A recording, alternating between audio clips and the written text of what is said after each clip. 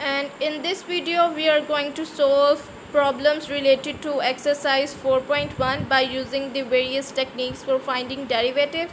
Firstly, you have to see my previous video for basic formulas and techniques for finding this derivative, and we are going to implement these techniques and solving the problems related to exercise 4.1. We are going to solve question number 1 to 10. So question number 1 is as follows.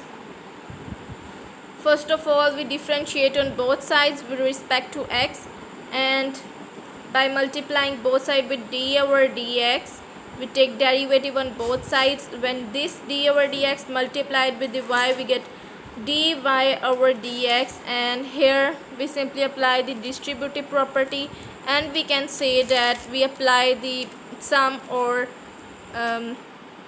sum rule and subtraction and sum rule, and then we apply this power rule. This 3 comes in the front and new exponent is 3, negative 1 is 2, and this 11 comes in the front, 2 multiplied by 11, and with 11 and x square becomes x, and derivative of x when 1 negative 0,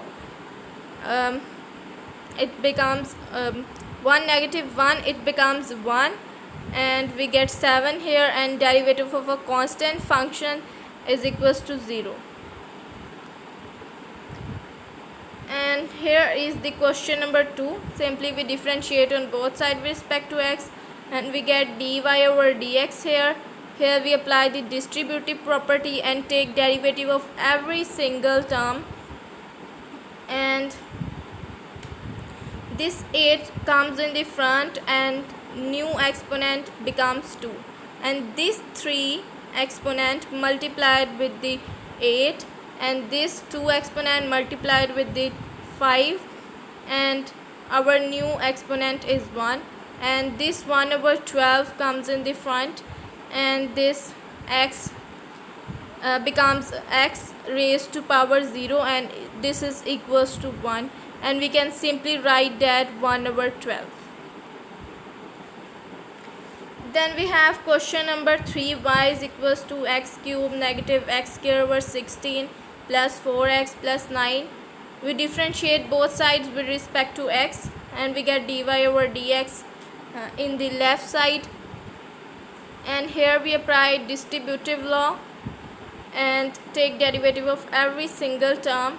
This 3 comes in the front and our new exponent becomes 2, and this 1 over 16 comes in the front and our new exponent becomes x, and this exponent 2 is multiplied with the 1 over 16, and this x becomes 1, and we get 4 multiplied with the 1 is 4, and derivative of a constant function is 0, hence we get 0 here.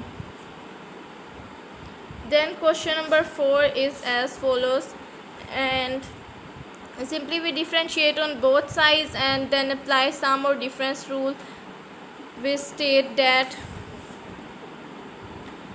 here we get dy over dx, this 5 comes in the front and 4 multiplied with the 5, and our new exponent becomes 3x cube, and this 3 multiplied with the 9, and our new exponent becomes x square, and this 2 multiplied with the 12, and our new exponent is x, and derivative of 7x is 7, as this x becomes 1. Here we simply apply this power rule.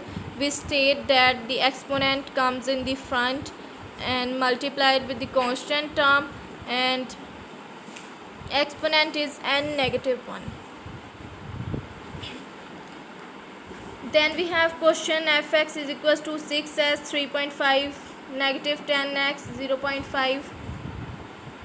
We take derivative on both sides and we subtract 1 from the exponents of these terms, and 3.5 multiplied by this 6, and 3.5 negative 1 we get new exponent 2.5, and 0.5 negative 1 we get negative 0.5, and 10 multiplied with the 0.5 we get 5. Here we apply the power rule. And we have next question is, here we take the derivative. We also denote the derivative of such function as f comma x. There are various ways to denote the derivative, and we studied the notation of a derivative in the previous video. This 1.5 exponent multiplied with the negative 2 and new exponent becomes 0.5 when the 1.5 negative 1, and this 0.5 multiplied with the 12 and we get 6 here, and our new exponent is negative 0.5. And question number 7 is, simply we differentiate on both sides with respect to x, and we multiplied both sides with d over dx, and here we get dy over dx, and this constant terms comes in the front, and the power of under root x is 1 over 2. This multiplied with the constant term, and our new exponent is 1 over 2 negative 1. 1 over 2 is basically 0.5. When 0.5 negative 1, it becomes negative 0.5, and negative 0.5 is basically negative 1 over 2.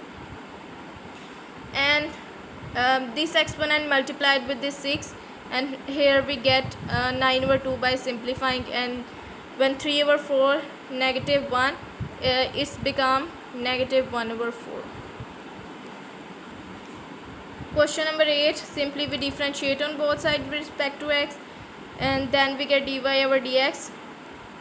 Simply the power of this x exponent multiplied with the 100, and here we get negative 50, and when 1 over 2 negative 1, it we get new exponent negative 1 over 2, and this 2 over 3 multiplied with the 11, and we get new exponent 2 over 3 negative 1, which is negative 1 over 3.